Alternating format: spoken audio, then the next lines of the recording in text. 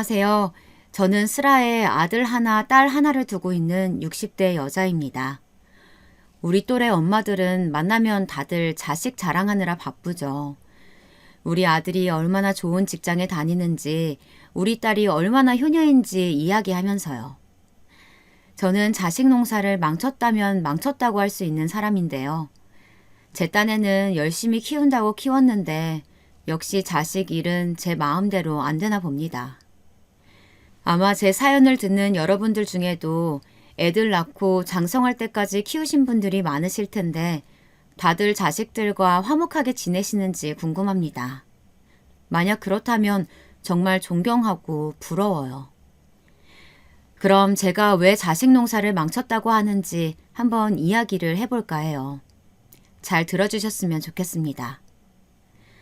저는 남편과의 사이에서 3살 터울의 아들 1명과 딸 1명을 낳았습니다. 첫째가 아들, 둘째가 딸이에요. 남편은 천성이 좀 게으르다 보니 나가서 일하는 걸 싫어했어요. 일을 아예 안 하는 것은 아니지만 내 식구 먹고 살기에는 한참 부족했죠. 그냥 일용직 비슷하게 일 있을 때 한 번씩 나가서 일을 하고 귀찮은 날은 그냥 집에서 술이나 퍼마셨어요. 한마디로 경제력이 없었습니다. 그래서 저는 둘째 아이가 걸음마를 떼고부터는 한량 같은 남편 대신에 돈을 벌어와야 했습니다. 남편이랑은 선을 봐서 몇 개월 만에 결혼을 했는데요. 이런 사람인 줄 알았으면 결혼을 하지 않았을 것입니다. 결혼 전까지만 해도 남편은 이러진 않았어요. 남편은 선자리에서부터 제게 적극적으로 사귀자며 들이댔어요. 저는 착하고 여성스러운 여자가 좋은데 그쪽이 딱 제 이상형이에요. 네? 제가요? 네. 그리고 엄청 예쁘시고요. 예쁘다는 그 말 듣기 참 좋더라고요. 그 듣기 좋은 말에 넘어가 몇 달 사랑을 받다 그만 결혼이란 선택을 덜컥 해버리고 말았습니다. 그래도 1년 사계절은 한번 나보고 어떤 사람인지 판단을 했어야 하는 것인데 그 시절엔 왜 그래도 결혼을 번갯불에 콩 볶듯 빨리 했는지 모르겠어요. 나이가 찰 거니 결혼을 서두르라는 친정집의 성화와 시댁의 성화에 전 그만 결혼식으로 넘어가 버렸습니다. 그리고 사람 보는 눈이 없어서 이런 사람과 애를 둘씩이나 낳고 사는 제 자신을 얼마나 원망했는지 몰라요. 처음에는 남편을 고쳐보려고 부단히도 노력했습니다. 그런데 사람 천성이 어디 가겠나요? 제가 아무리 울면서 애원해봐도 남편에게는 그저 잔소리로 들릴 뿐이었습니다. 말로는 알겠다고 하면서도 한쪽 귀로 듣고 한쪽 귀로 흘려버리는 거였죠. 그리고 결혼하고 5년 정도 지났을 무렵부터는 저도 남편을 포기하기 시작했어요. 그때는 이미 질려버려서 남편에 대한 애정이 하나도 남아있지 않은 상태였습니다. 돈 못 벌어오는 것도 괜찮으니 그저 아이들 결혼할 때 더도 말고 덜도 말고 평범한 아빠 역할만 해줬으면 좋겠다고 생각했어요. 그래도 아이들은 맨날 집에서 술 먹고 놀기만 하는 아빠가 일하느라 바빠서 얼굴 보기 힘든 저보다는 나았는지 아빠를 잘 따르더라고요. 그나마 아이들이 아빠를 좋아해 주어서 다행이라고 생각했습니다. 그런데 아이들이 학교에 들어가서부터는 남편에게서 이상한 징조가 느껴졌어요. 이게 왜 여기서 나오지? 남편의 주머니에서 여관 영수증이 나온 겁니다. 거기다 옷에선 이상한 여자 향수 냄새까지. 설마 이 인간이... 남편이 바람을 피우는 것 같더라고요.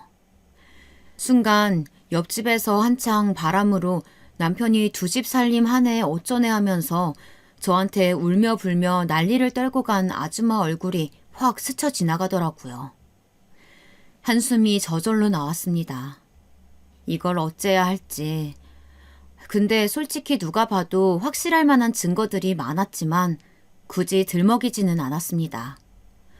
아이들 앞에서 싸우기도 싫었고 그리고 남편한테 애정이 없어서인지 바람을 피우는 걸 알면서도 별로 화가 나지 않더라고요. 그냥 이런 망난이어도 좋아해주는 여자가 있구나 하는 생각에 어이가 없어서 실소만 나올 뿐이었습니다. 도대체 어떤 정신 빠진 여자길래 이런 놈을 좋아하나 궁금하기도 했어요.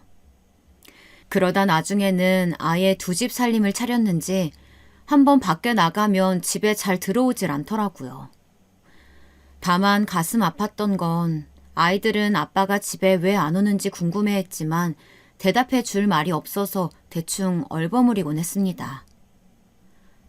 아빠 곧 오실 거야. 조금만 기다려. 그리고 그런 생활을 몇 년 동안이나 계속했어요. 어느새 아이들도 아빠가 없는 것을 익숙해했죠. 그런데 첫째 아이가 중학교에 다닐 무렵 남편은 그 여자와 헤어졌는지 다시 집으로 기어 들어오더군요. 그리고 집에 돌아온 남편은 매일같이 술을 퍼먹고 난동을 피우기 일쑤였습니다. 퇴근하고 집에 돌아가면 남편은 깨진 술병과 먹다 남은 음식들 사이에서 골아떨어져 있었어요. 나중에는 술값을 안 주니 제 지갑에도 손을 대더군요. 여보, 여기 있던 5만 원 어디 갔어요? 오늘 장 보는 날인데. 몰라, 내가 어떻게 알아? 아니, 분명 여기 있었는데. 뭐? 그럼 내가 가져갔다는 거야? 야, 작작해라 작작. 어떤 여자가 지 남편을 도둑으로 모냐? 옆에 내가 남편 잡으면 남편이 집에 붙어 있겠냐? 떠받들 생각은 안 하고. 아! 국이나 퍼! 웃기게도 남편은 그 사이에 발뺌까지 하더라고요. 그리고 그 모습을 고스란히 보고 자란 아이들은 한숨을 쉬며 제 아빠를 보았어요. 아이들의 눈빛에선 이미 그 징조가 느껴졌습니다. 제 아빠를 한심해하는. 처음에는 아빠가 돌아와서 좋아하던 아이들도 어느 순간부터는 아빠를 점점 멀리하기 시작했습니다. 저는 매일매일 남편이 어지러 놓은 집안을 치우면서 이 인간을 어떻게 하면 좋을까 고민했습니다. 주변에서는 이혼하라고 상하였지만 저는 그래도 나중에 아이들 결혼할 때 혹시나 애비 없는 자식이라고 무시당하지 않을까 하는 생각에 쉽게 결정할 수가 없었습니다. 그런데 남편의 손찌검이 시작되자 저는 더 이상 참을 수가 없었어요. 언젠가부터 남편은 술만 먹으면 저에게 손을 대기 시작했거든요. 아무것도 아닌 일로 제가 자기를 무시한다고 혼자 오해를 하고선 손찌검을 하기 시작했죠. 하지만 저도 보통 성격은 아닌지라 가만히 있지는 않았습니다. 남편이 때리면 저는 발로 차고 남편이 밥그릇을 집어던지면 저는 상을 뒤집어 엎었어요. 매일매일 집안은 전쟁터였습니다. 그러던 어느 날 또다시 시작된 남편의 손찌검에 반항하며 싸우던 저를 보던 아들이 남편의 손을 붙잡고 싸움을 말렸습니다. 그러자 남편은 아들의 손을 힘껏 뿌리치고 온갖 욕설을 하더군요. 이 자식아, 너는 네 애비도 못 알아보냐? 이제는 너까지 나를 무시한다 이거지? 그래! 너 오늘 나랑 한번 죽어보자. 맞아야 정신을 차리지? 남편은 아들을 바닥에 쓰러뜨리고는 두들겨 패더군요. 저는 그걸 보고 눈이 뒤집어져 경찰에 신고를 했습니다. 남편은 경찰에 끌려가는 와중에도 꼬부라진 혀로 계속 헛소리를 하더라고요. 남편이 가고 나서 입술이 찢어져 피가 나고 온몸에 멍이 든 아들을 보니 내가 도대체 무엇 위해서 이 인간을 내치지 않고 살았나 하고 후회가 되더군요.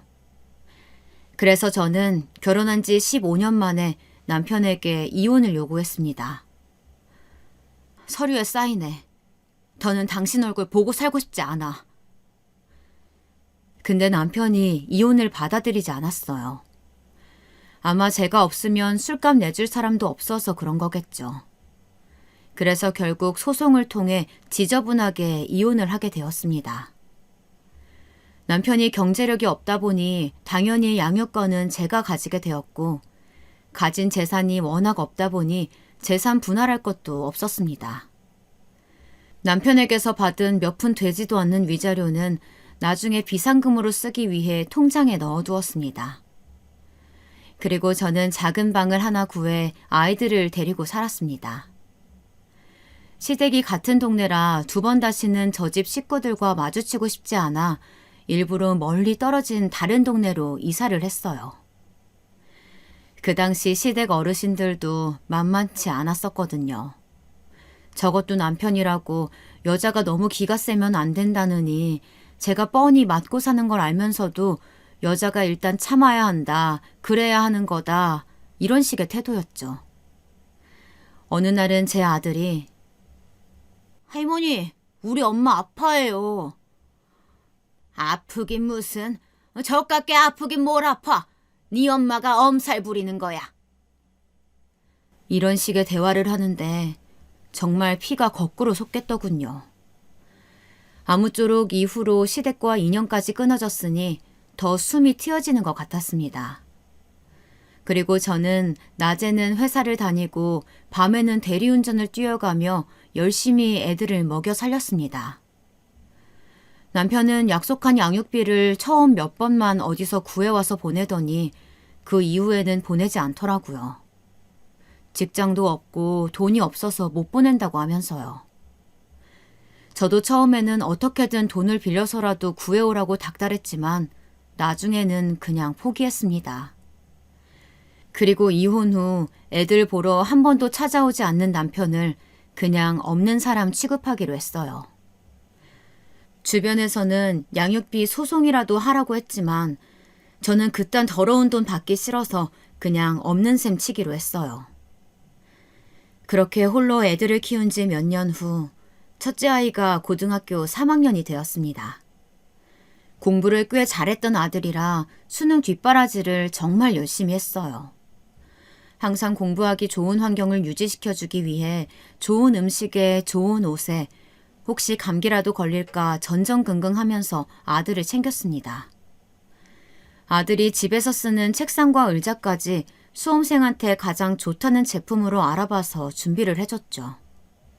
학교에서 야자 끝내고 집에 올 때는 혹시 집까지 걸어오느라 힘들지 않을까 하는 마음에 차를 끌고 학교 앞까지 마중 나가 집에 데려다주고 저는 차에서 내려 다시 대리운전을 하러 가곤 했습니다. 그리고 애아빠는 그동안 뭐 하냐고 하시는 분들도 계실 것 같은데요. 애아빠는 연락 끊긴 지 오래라서 그냥 잊고 살았어요. 애들 보러 한 번도 오지 않았던 건 물론이고 연락도 한 번 하지 않더라고요.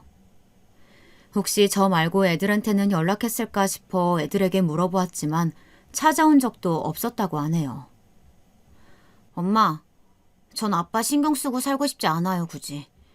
우리만 생각해요. 아들이 단호하게 말하는데 고개를 끄덕였어요.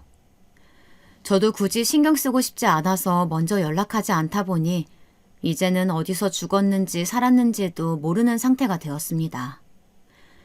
어차피 애 아빠한테서 못 받은 양육비는 그냥 제가 조금 더 고생해서 벌면 된다고 생각했어요. 여하튼 저의 뒷바라지에도 불구하고 아들은 원했던 대학을 가지 못하고 재수를 하게 되었어요. 그리고 이듬해에도 수능 성적이 잘 나오지 않아 그냥 하위권 대학으로 성적에 맞춰서 진학했습니다. 그리고 딸아이는 피아노 치는 걸 너무 좋아해서 어린 시절부터 피아노를 배웠었는데요. 재미로만 하는 줄 알았던 딸아이가 피아노를 전공하고 싶다고 했을 때에는 솔직히 앉혀두고 말렸습니다. 아시는 분들은 아실 테지만 피아노가 돈이 굉장히 많이 들거든요. 저 혼자 벌어서 피아노를 시키기에는 아무래도 무리여서 아이에게 좋게 좋게 잘 설명을 해보았지만 아이의 고집이 상당했습니다. 싫어. 나 피아노 할 거야. 나 피아노 못하게 할 거면 왜 어릴 때부터 피아노 학원 보내줬어? 엄마가 피아노 보낸 거니까 엄마가 책임져. 악을 쓰며 고집을 피우는 딸에게 저는 곤란한 표정으로 말했습니다. 민지야, 어릴 때는 너 말고 다른 친구들도 다 피아노 학원 다녔어. 그때는 취미로 배우라고 보낸 거지. 그때 피아노 다니던 친구들 지금 다 음대 준비한다니? 아니잖아. 그리고 너 피아노 전공하려면 돈이 얼마나 많이 드는지 아니? 엄마 혼자서 벌어서 그 돈 감당 못하는 거 알잖아. 피아노는 나중에 네가 성인 돼서도 취미로 할 수 있으니까 대학교는 그냥 공부해서 인문계로 가자. 어? 그러자 딸아이는 펄쩍펄쩍 뛰더니 바닥에 드러누워 어린애가 때를 쓰듯이 울고불고 발악을 했습니다. 돈이 부족하면 엄마가 돈 더 벌어오면 되잖아. 오빠는 좋은 대학 가라고 뒷바라지까지 다 해줬으면서 나는 왜 안 해줘? 나 피아노 못하게 하면 꽉 죽어버릴 거야. 저는 딸아이의 말에 너무 화가 난 나머지 저도 모르게 아이의 뺨을 후려쳤습니다. 찰싹하는 소리와 함께 뺨을 맞은 아이는 어금니를 바득바득 갈면서 저를 죽일 듯이 노려보더라고요. 저는 순간 아이를 때린 제 자신한테 놀라 아이에게 미안하다고 사과하였습니다. 그러자 아이는 계속해서 피아노를 시켜달라고 저를 못살게 굴더라고요. 엄마, 시켜줘. 제발 한 번만. 내 소원이야. 엄마 내 엄마잖아. 자식 위해서 그거 해줄 수 있잖아. 내가 나중에 효도한다니까? 그래서 어쩔 수 없이 알겠다고 하였습니다. 그 이후로 저는 부족한 레슨비를 감당하기 위해서 전보다 더 밤낮 없이 일해야만 했죠. 하지만 큰아이 학비에 작은아이 레슨비까지 저 혼자서는 절대 감당할 수 없는 수준이었습니다. 그래서 저는 어쩔 수 없이 예전에 남편에게서 받았던 위자료를 꺼내서 쓸 수밖에 없었어요. 그래도 그때 안 쓰고 비상금으로 놔둔 게 참 다행이라는 생각이 들었습니다. 그렇게 제 뼈 빠진 고생이 아이들의 미래에 도움이 그런다면 그 생각 하나만으로 악바리같이 버텼어요. 그리고 몇 년이 지난 후 딸아이는 음대에 들어가게 되었습니다. 사실 피아노 전공 준비를 조금 늦게 시작하기도 했고 그리 재능이 특출난 아이는 아니었지만 그냥 평범한 지방 음대에 진학을 했어요. 딸아이가 대학교에 들어가고 학비가 이중으로 들자 학자금 대출의 도움 없이는 안 되는 상황이 오더군요. 위자료는 이미 다 쓴 지 오래라서 수중에 쓸 수 있는 돈이 하나도 없었습니다. 그래도 두 아이가 대학만 졸업하고 나면 조금 여유가 생길 것 같아서 그때까지만 이 악물고 참자 하며 버텼습니다. 그리고 몇 년 후 큰아이가 대학을 졸업하게 되었어요. 남들처럼 졸업하면 바로 취업할 줄 알았는데 막상 닥쳐보니 그게 또 아니더라고요.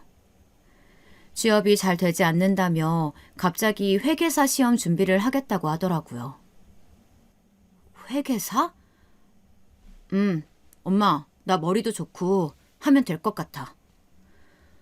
어려운 시험이라 걱정했지만 꼭 하고 싶다는 아들의 확고한 뜻에 저는 또다시 수험생 뒷바라지를 시작했습니다.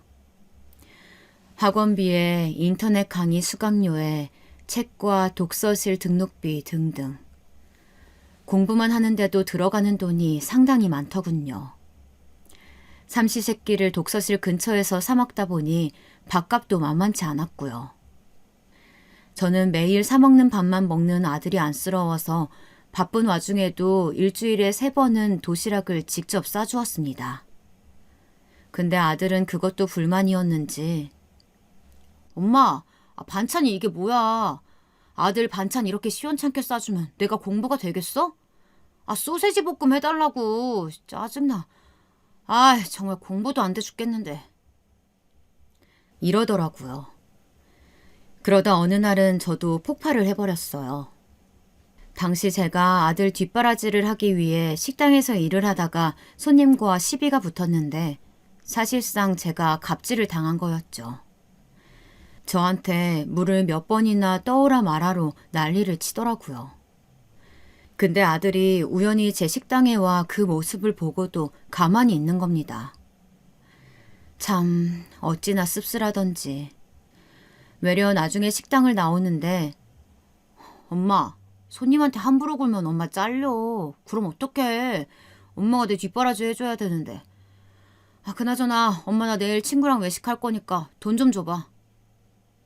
라는 말을 하더라고요. 그때 제가 폭발해 버렸어요.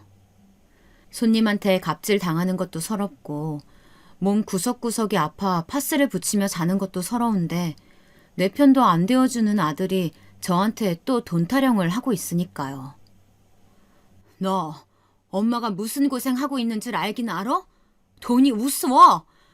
엄마가 주니까 그냥 이 돈이 다 쉽게 느껴져? 아니야. 엄마 피눈물 흘리며 버는 거라고. 엄마. 근데 그제야 아들은 좀 정신이 드는지 덜컥 제게 미안하다고 하더라고요. 자기가 그냥 한 말인데 자기도 아까 속상했다면서 애교 아닌 애교를 피우는데 넘어가 주었답니다. 그러면서 내일부터 공부 더 열심히 하겠다고, 그래서 호강시켜 드리겠다고 하더라고요. 호강은 됐고 너 팔자나 피고 살면 그만이야. 엄만 그거면 됐어. 아니야. 내가 엄마 꼭 잘 살게 해줄 거야. 내가 회계사만 돼봐. 엄마 식당 일 안 해도 돼. 이제 내가 다달이 용돈 붙여줄 거니까. 말이라도 그 말이 한편으론 고마웠네요. 자식이 해주는 말이라서 그랬나 봐요.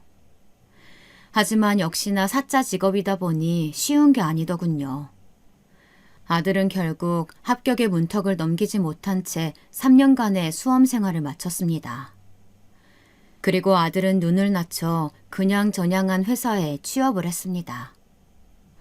한편 아들이 고시생 생활을 하는 동안 딸은 졸업하여 전공과 관련 없는 직종에 취업을 하였습니다. 전공을 살리려니 취업을 하기가 쉽지가 않더라고요. 그래서 매일매일 퇴근하곤 집에 와선 일하기 싫다고 투덜거리기만 했어요. 어찌됐든 두 아이가 모두 취업을 하자 정신없이 앞만 보고 달려왔던 저의 삶에도 여유가 찾아왔습니다. 이제는 저도 남들처럼 퇴근 후에 모임도 가져보고 주말에는 나들이도 할 수 있을 정도의 여유가 생겼어요. 그래서 아이들을 낳은 후 처음으로 비싼 화장품도 사보고 나이에 맞는 예쁘고 단정한 옷도 사 입었습니다. 그동안 고생한 저를 위해 이 정도는 해주고 싶었거든요. 그리고 미용실에 가서 머리 스타일도 바꾸어 보았습니다. 미용실에 가기 전 거울로 머리를 비춰보니 저도 모르는 새에 새치가 많이 났더라고요. 어느새 저도 나이를 먹었음을 실감했죠. 그리고 저는 그제서야 한 푼 두 푼 돈을 모을 수 있게 되었습니다. 그전에는 남는 돈이 없어서 적금도 들지 못했었거든요. 나중에 아이들 결혼할 때 조금이라도 보탬이 되고 싶어서 할 수 있는 한 모으려고 노력했습니다. 그런데 얼마 지나지 않아 친정 아버지가 돌아가시게 되었죠. 원래 지병이 있으셔서 오늘 내일 하시던 분이라 사실 저희 자매끼리 몇 년 전부터 아버지의 임종을 항상 준비하고 있었거든요. 그래서 생각만큼 요란한 슬픔은 아니었습니다. 다만 친정 아버지는 돌아가시면서 저와 언니에게 유산을 남겨두고 가셨습니다. 저희 언니에게는 원래 살고 계시던 집을, 저한테는 시골 땅과 현금을 남겨주셨어요. 제가 유산을 받은 걸 알게 되자 아이들은 저에게 나눠갖자며 보채기 시작했어요. 결혼을 앞둔 아들이 먼저 이러더군요. 엄마, 할아버지한테 받은 유산으로 나 집 좀 해줘. 내가 집은 대출로 구한다고 하니까 장모님이 눈치 주시잖아. 엄마는 아들이 처갓집에서 눈칫밥 먹었으면 좋겠어? 엄마도 예비 며느리 마음에 든다며, 어? 아들은 며칠 전 결혼하겠다며 아리따운 아가씨를 데려온 적이 있었어요. 뭔가 어딘가 명품으로 몸을 감싼 느낌이 썩 마음에 들진 않았지만 제가 겉으로 그렇게 말해준 걸 아들은 고스란히 믿었나 봅니다. 하지만 어쨌건 저는 보채는 아들에게 이렇게 말했습니다. 요새는 다들 반반 결혼한다잖니. 이미 대출 끼고 집 알아보기로 사돈 어른이랑 다 얘기 끝난 건데 왜 그래? 할아버지 유산은 나중에 나 죽을 때 너희한테 물려줄 거니까 지금은 안 돼. 아, 엄마. 반반 결혼은 없는 집 자식들이나 그렇게 하는 거고. 엄마는 돈도 있으면서 왜 안 해준다는 거야? 아, 남자체면 다 구겨지게 하네, 진짜. 저는 아들의 말에 한숨을 쉬었습니다. 어쩜 나이를 먹어도 저렇게 철이 없을까요? 저한테 돈 맡겨둔 것도 아니고 말이죠. 그리고 아들만 이랬다면 얼마나 다행이었을까요? 딸아이까지 저한테 매달리고 졸라댔습니다. 엄마, 나는 피아노 학원 차려줘. 나 맨날 회사에서 팀장님한테 구박받고 진짜 다니기 싫단 말이야. 내 친구 수경이는 엄마가 학원 차려줘서 고상하게 애들이나 가르치면서 사는데 나는 이게 뭐야. 나 결혼 생각 없으니까 집이고 뭐고 그냥 피아노 학원 하나 차려줘. 어? 아이들이 며칠 동안 계속 저를 들들 볶는 탓에 결국 지쳐버린 저는 아이들 말을 들어주기로 했습니다. 아들에게는 조그만 아파트 하나를 얻어주고 딸아이에게는 아파트 단지에 피아노 학원을 차려주기로 했어요. 대신 명의는 제 명의로 하고요. 명의까지 달라고 우겨대는 거 그것만은 양보 못한다고 했습니다. 어차피 나 죽을 때 다 넘겨주고 갈 거라고 하면서요. 아이들은 빈장이 상한 것 같았지만 일단 전 이렇게라도 해서 아이들 기강을 바로잡으려 했죠. 명의 넘겨준 순간 제 몫하지 못하고 빈둥대며 살 게 뻔했거든요. 그리고 1년 뒤 아들은 결혼해 그 집에 살면서 아이를 낳았고 딸은 동네 유치원생 초등학생들을 가르치는 피아노 학원 원장이 되어 있었습니다. 피아노 학원은 그렇게 막 잘 되는 건 아니었지만 그래도 점점 자리를 잡아가고 있는 것 같았어요. 그렇게 아이들에게 집과 학원을 해주자 남은 유산은 얼마 되지 않았습니다. 노후 대비로는 턱없이 모자랐죠. 그래서 저는 한 살이라도 젊을 때 더 벌기 위해 계속 일을 할 수밖에 없었습니다. 그리고 작년 제가 환갑을 맞이한 해였어요. 세월이 흘러 어느새 늙어버린 저는 벌써 환갑이 되어버렸네요. 몇 달 전 마트에서 우연히 만난 초등학교 동창생 친구와 최근까지 연락을 하고 지내고 있었는데 그 친구가 올해 동창회에 저보고 같이 나가자고 하더라고요. 저는 살면서 동창회를 단 한 번도 나가본 적이 없어서 조금 망설였습니다. 아, 내가 그런 데를 한 번도 안 나가봐서 벌써 50년이나 흘렀는데 가봤자 누가 누군지도 못 알아보는 거 아니니? 제가 이렇게 묻자 친구는 고개를 저으면서 대답하더라고요. 얘는 뭘 그런 걸 걱정해. 그리고 얼굴 좀 못 알아보면 어때? 그냥 동창이구나 하고 재밌게 놀다 오는 거지. 하여튼 가는 걸로 알고 있는다. 저는 친구의 말에 기분 전환 겸 한번 나가보기로 했어요. 그리고 오랜만에 동창들을 만난다는 생각에 들떠서 가지고 있는 옷 중에서 가장 예쁜 옷을 골라 입고 모임 장소에 나가게 되었습니다. 막상 가보니 어렸을 적 얼굴이 문득 보이는 친구들이 몇 명 있더라고요. 나이 들어 살도 찌고 주름살이 생기긴 했지만 이목구비가 그대로인 친구들을 보니 너무 신기했어요. 그리고 저는 친구를 따라서 빈자리에 앉았습니다. 제가 앉은 테이블에는 남자 동창 한 명이 고기를 굽고 있었죠. 저는 누구인지 몰라도 일단 반갑게 아는 척을 했습니다. 그런데 고기를 굽던 그 동창이 저에게 인사를 하려고 고개를 들자 저는 깜짝 놀라고 말았어요. 그 진한 눈썹과 또렷한 눈매를 보고 말이죠. 그는 바로 제가 초등학교 시절 짝사랑했던 남학생이었습니다. 그 남자를 보자 어릴 적 추억이 새록새록 떠올랐어요. 국민학교 6학년 때 반장이었던 그는 또렷한 이목구비 때문에 반에서 인기가 많았어요.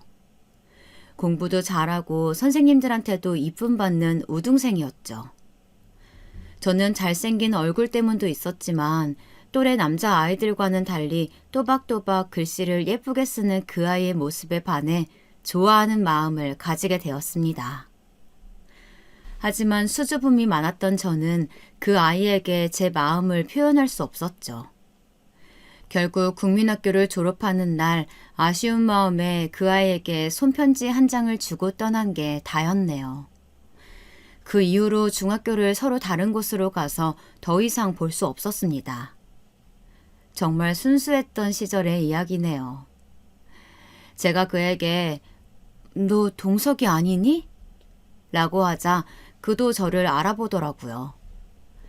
항상 있는 듯 없는 듯 조용했던 저라서 못 알아볼 줄 알았는데 한 번에 알아보니 내심 기분이 좋았습니다.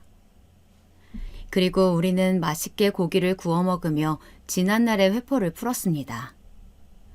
우리는 그동안 어떻게 지내왔는지 서로 이야기를 했습니다.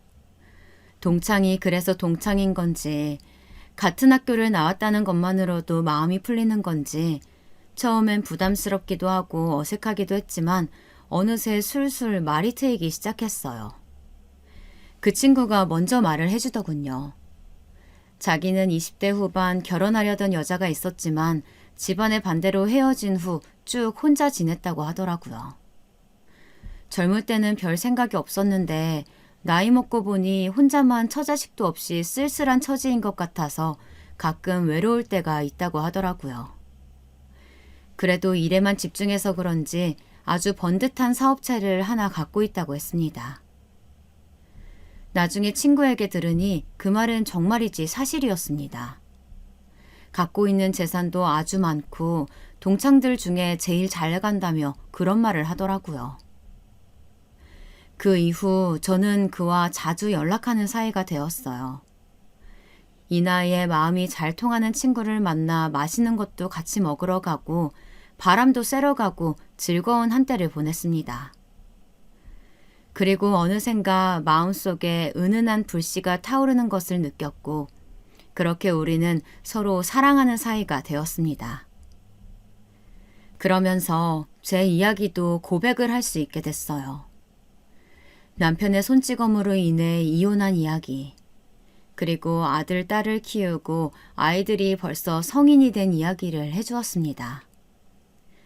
막상 학창시절에는 쑥스러워서 말도 잘 못 붙였는데 나이가 들어 다시 만나니 그렇게 대화가 잘 통할 수가 없더라고요. 그리고 우리는 모임이 끝나고 다음을 기약하며 헤어졌습니다. 하지만 저는 요즘 만나는 사람이 있다는 것을 아이들한테는 말하지 않았어요.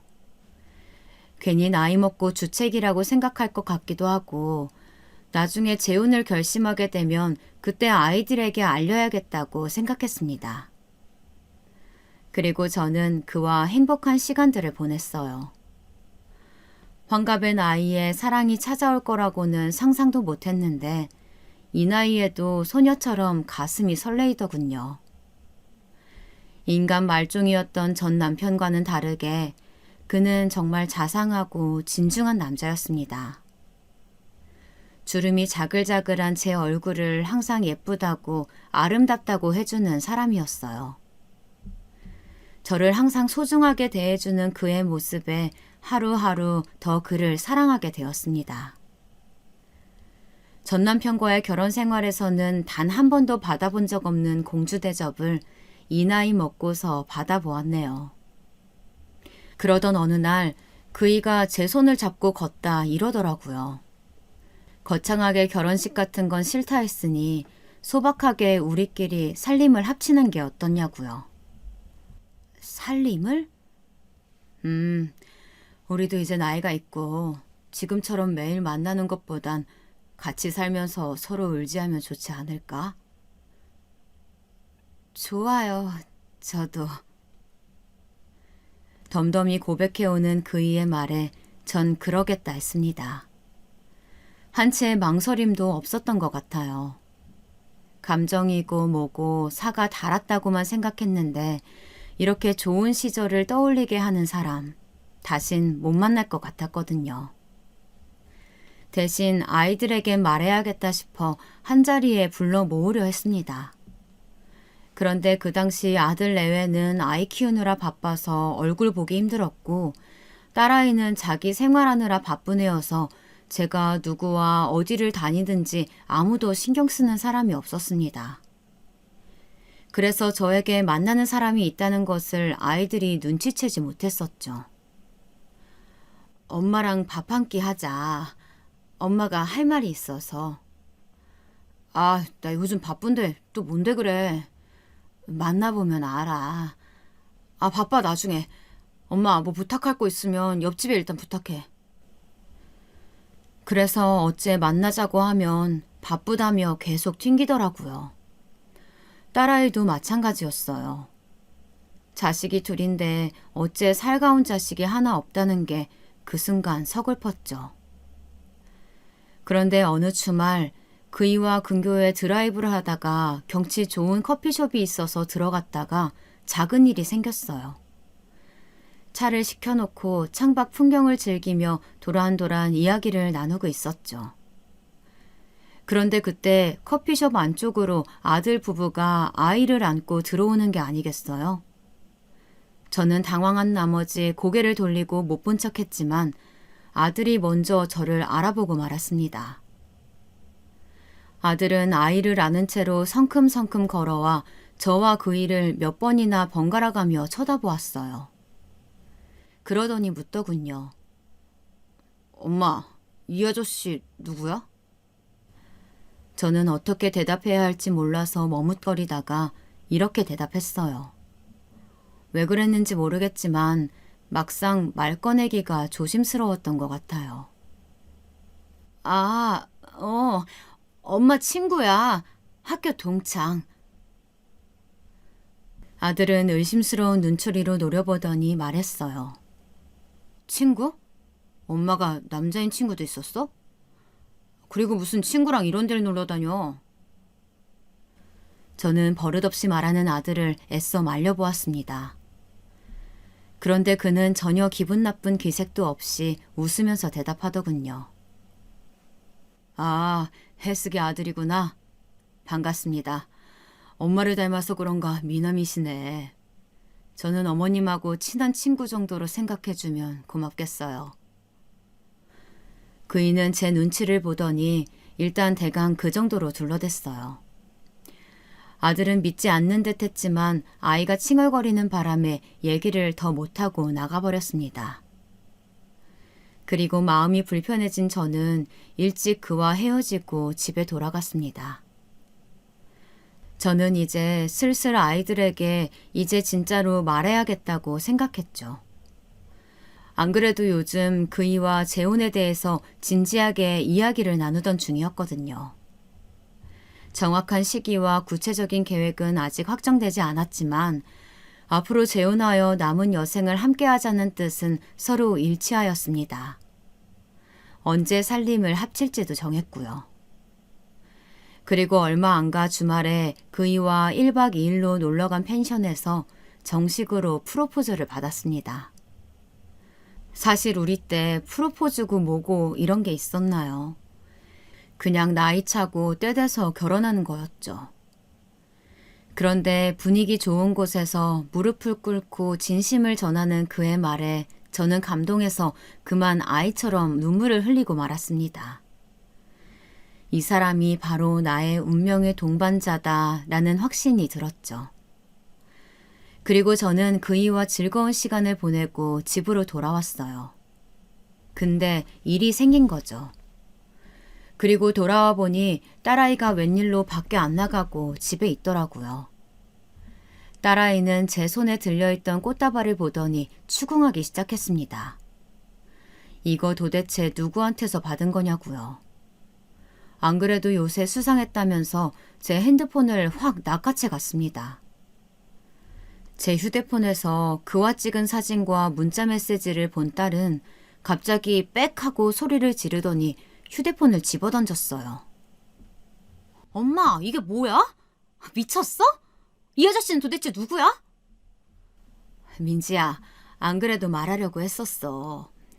엄마가 요즘 만나는 아저씨인데 사실 엄마가 재혼을 생각하고 있어. 저는 설명하려고 했지만 딸은 제 말을 끊어버리고는 소리를 질렀습니다. 뭐? 요즘 만나는 아저씨? 엄마 나이가 지금 몇 살인 줄 알아? 환갑이야, 환갑. 주책맞게 뭐 하는 짓이야? 설마 이 아저씨랑 1박 2일로 놀러 갔다 온 거야? 더러워. 딸아이는 소름이 돋는다면서 몸을 움츠리고 두 손으로 팔을 문질렀어요. 저는 딸의 격한 반응을 어떻게 해야 할지 몰라 곤란했습니다.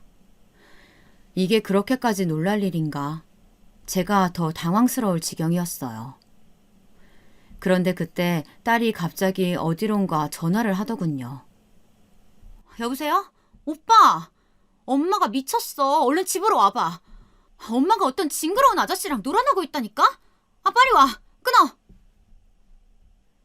저는 딸아이를 진정시키려고 노력했습니다. 그 아저씨 나쁜 사람 아니라고, 단순히 외로워서 가볍게 만나는 사이 아니니까 오해하지 말라고요. 그런데 딸은 마치 저를 벌레 보듯이 혐오하는 표정으로 쳐다보더라고요. 제가 가까이 가기만 해도 소스라치게 놀라면서 못 오게 했습니다.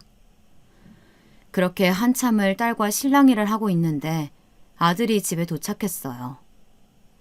아들은 도착하자마자 소리를 쳤습니다. 엄마, 그때 그 자식 맞지? 내가 그럴 줄 알았어.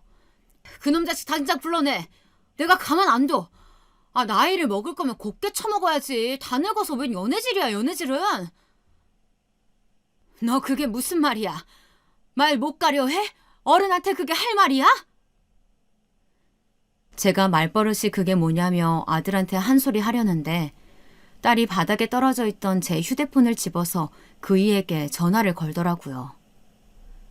아저씨, 저 아저씨 애인 딸인데요. 지금 저희 집으로 좀 와주셔야겠는데요? 네, 저희가 할 말이 있어서요. 딸아이의 전화에 그이는 큰일이 났다 싶었는지 20분 만에 도착을 하더라고요. 그이가 도착하자마자 아이들은 무슨 죄인 취급을 하며 그에게 한참을 쏘아댔어요. 아저씨, 우리 엄마한테 접근한 목적이 뭐예요? 네? 솔직하게 얘기를 해봐요. 우리 엄마 재산이 탐나서 그런 거잖아요. 아들이 이렇게 말하자 딸도 한마디 덧붙이더라고요. 맞아. 엄마, 요새 남자 꽃뱀도 있다 그랬어. 요즘 그걸 그래, 방울뱀이라고 하던데? 이 아저씨 분명 엄마 돈 뺏으려고 그러는 걸 거야. 저는 아저씨 절대 그런 사람 아니라고, 아저씨가 엄마보다 돈이 더 많은데 왜 엄마 재산을 탐내겠냐고, 너희가 생각하는 그런 목적 없다고 열심히 설명했습니다. 그리고 저는 오해하고 있는 아이들에게 진심을 전하기 위해서 아이들 앞에서 눈물로 호소했습니다. 얘들아, 엄마가 그동안 얼마나 힘들게 살았는지 너희들도 모르진 않을 거다. 돈도 안 벌고 바람이나 피우면서 매일 술 먹고 나를 때리는 니들 아빠랑 사느라고 내 가슴에 피멍이 얼마나 들었는지 몰라. 그리고 내가 혼자서 너희들 뒷바라지 하느라고 밤낮 없이 일해가며 내 청춘을 너희한테 다 바쳤단다. 엄마는 그동안 엄마로서의 인생밖에 없었어. 정말 아등바등하면서 살았다. 김혜숙이라는 내 인생은 없었어. 그런데 옆에 있는 아저씨가 엄마한테 김혜숙으로서의 삶을, 여자로서의 삶을 알게 해주었단다. 엄마도 이제 너희들 다 키워놓았고 이제는 나도 내 이름으로 살고 싶어. 이해해주면 안 되겠니? 근데 제가 눈물로 호소하는 동안 조용히 듣기만 하던 아이들은 제 얘기가 끝나기 무섭게 저를 비난하기 시작했어요. 엄마, 뭐? 엄마 이름으로 인생? 엄마, 가서 거울 좀 봐. 다 늙어서 무슨 주책이야? 엄마가 무슨 이팔 청춘인 줄 알아? 엄마, 남자 없으면 못 살아? 아니, 나이 먹고 무슨 남자를 만난다고 그래. 엄마 그렇게 밝히는 사람이었어? 지금 진짜 이 얘기하면서도 나 너무 소름 끼쳐. 딸아이가 마치 저를 문란한 사람인 것처럼 몰아가면서 원색적으로 비난을 하더군요. 제가 해명하려고 하려는 찰나 아들이 또 소리쳤습니다. 엄마, 그렇게 남자가 좋아? 어? 아, 동네 창피해서 정말. 엄마가 저 아저씨랑 그렇게 붙어 먹으면 내가 창피해서 얼굴을 어떻게 들고 다녀. 아, 어디 가서 우리 하영이 할머니라고 말도 꺼내지 마. 아, 그리고 우리 때문에 고생했다고? 그 정도는 다른 엄마들도 다 하는 거야. 엄마가 자식 낳았으면 엄마가 책임져야지. 내가 언제 엄마 보고 낳아달라 그랬어? 저는 아이들의 막말에 충격을 받아 대꾸할 말도 잊어버렸어요. 그러자 그이가 나서서 전부 다 오해라고 설명했습니다. 진지하게 재혼을 생각하고 있고 너희들이 반대한다면 받아줄 때까지 기다리겠다면서요. 하지만 아이들은 저희의 진심을 알아주려 하지 않고 안 좋은 쪽으로만 생각을 하더라고요. 아들은 그이에게 삿대질을 하며 말했습니다. 아저씨, 제발 소름 끼치니까 말 걸지 마세요. 네? 우리 엄마를 어떻게 꼬셨을지 몰라도 절대 안 넘어가니까 개수작 그만 부리시는 게 좋을 거예요. 지금 내가 살고 있는 집 내가 명의 넘겨받기로 했으니까 눈독 들이지 말고 꺼지세요. 아들은 계속 그 일을 돈 보고 접근한 사기꾼으로만 생각하더라고요. 그리고 딸도 마찬가지였습니다. 맞아, 엄마. 아니면 오빠 집이랑 내 학원을 다 우리 명의로 돌려주면 그때 다시 생각해볼게. 그리고 남은 재산도 우리한테 다 미리 물려줘. 솔직히 엄마가 저 아저씨랑 살다가 아저씨한테 재산 홀랑 다 줘버리면 우리는 어떡해? 원래 우리 건데 저 아저씨한테 뺏기면 억울하잖아. 그러니까 우리 재산 빨리 내놔. 그리고 혹시 우리 몰래 갖고 있는 재산 있으면 그것도 싹싹 긁어서 주고. 저는 돈 타령만 하는 아이들 말에 어이가 없어서 헛웃음이 터졌습니다. 어처구니가 없더군요. 결국 그놈의 돈. 내가 어떤 마음으로 누굴 만나는지에 대한 전혀 관심이 없고 그저 자기들 먹고 살 국리뿐이었습니다. 어쩜 일이 일관되게 이기적일 수 있을까요? 기함을 토할 지경이었습니다. 순간 내가 자식 교육을 어떻게 한 걸까 후회되면서 그이에게도 부끄러워지더라고요. 솔직히 말해 아이들 뺨이라도 올려붙이고 싶은 심정이었습니다. 너희들 나한테 돈 맡겨놨니? 어쩜 엄마가 이렇게 얘기하는데도 돈 타령만 할 수가 있어? 그러고도 너희들이 자식이야? 그러자 아들이 확 짜증을 내더라고요.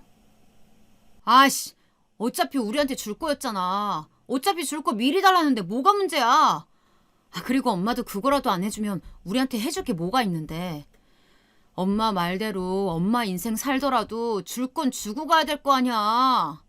아우, 조용히 명의 넘겨받을 날만 기다리고 있었는데 저 아저씨가 초치네 정말. 저는 아들의 말에 폭발하고 말았습니다. 그놈의 돈. 돈이 없어서 그 고생을 했던 지난 30년의 세월이 주마등처럼 머리에 스쳐 지나갔습니다. 내가 지들 먹여 살리려고 그렇게 쎄빠지게 일하고 지들을 얼마나 지극정성으로 뒷바라지했는데 엄마 인생이고 뭐고 돈만 내놓으라고 하는 아이들의 행태에 그만 질려버리고 말았습니다. 저는 자리에서 일어나 아들, 딸의 머리끄댕이를 잡고 일으켜 세웠어요. 그리고선 발버둥 치는 아이들의 등을 있는 힘껏 떠밀어 현관 밖으로 내동쟁이 쳤습니다. 아이들은 엄마 뭐하는 짓이야? 라고 하며 발악을 했어요. 현관문을 쾅 닫으면서 아이들에게 소리쳤습니다. 네, 다시는 너희들 안 볼 테니까 썩 꺼지거라. 아이들은 현관문을 두드리며 난리를 쳤지만 저는 아랑곳하지 않았어요. 그리고 이 모든 것을 지켜보고 있던 그이는 말없이 저를 안아주었습니다. 가족 간의 일이라 많이 나서주지 못해 미안하다면서요. 저는 그이의 품에 안겨 한참을 울었습니다. 그리고 저는 아이들에게 너무나도 큰 배신감을 느낀 나머지 모든 물질적 지원을 끊기로 했어요. 집에 있던 딸의 짐을 모두 문 밖에 던져놓고 현관 비밀번호를 바꿔버렸습니다. 그리고 아들이 살고 있는 집과 딸의 피아노 학원을 모두 부동산에 내놓았어요. 매물을 보러 온 손님들 때문에 그 사실을 알게 된 아들과 딸은 저에게 전화하여 막말을 일삼았습니다. 엄마, 그러고도 엄마가 잘 살 수 있을 것 같아? 자식 손주 길거리에 내앉으라는 거지 지금? 아주 남자의 정신이 팔려가지고 머리가 확 돌아버린 거 아니야? 아니, 혹시 치매라도 걸린 거야? 엄마! 학원을 내놓으면 나보고 어쩌라는 거야? 엄마는 내가 굶어 죽었으면 좋겠어? 진짜 너무한다 너무해. 그깟 돈 아까워서 나한테 이러는 거야 지금? 저는 아이들의 전화에 대답도 하지 않고 끊어버렸습니다. 어린 아이도 아니고 둘 다 30대 성인인데 정신머리가 제대로 박힌 인간이라면 지들이 알아서 깨우치겠죠. 그이는 그래도 애들 살 집 한 칸은 있어야 되는 거 아니냐 했지만 저는 이미 독하게 마음을 먹은 상태였습니다. 여태까지 제가 아이들을 위해 희생한 거를 생각하면 밤마다 우라통이 터져 잠을 잘 수가 없었습니다. 내가 저런 것들도 자식이라고 내 한 몸 불살라가면서 키웠다니. 이제는 자식 없다고 생각하고 저만 생각하고 살 거라고 생각했어요. 거머리처럼 피만 쭉쭉 빨아먹는 자식들은 없으니만 못하니까요. 그 이후로 아이들은 툭하면 집에 찾아와 현관문을 부술 듯이 두드렸지만 저는 한 번도 문을 열어주지 않았습니다.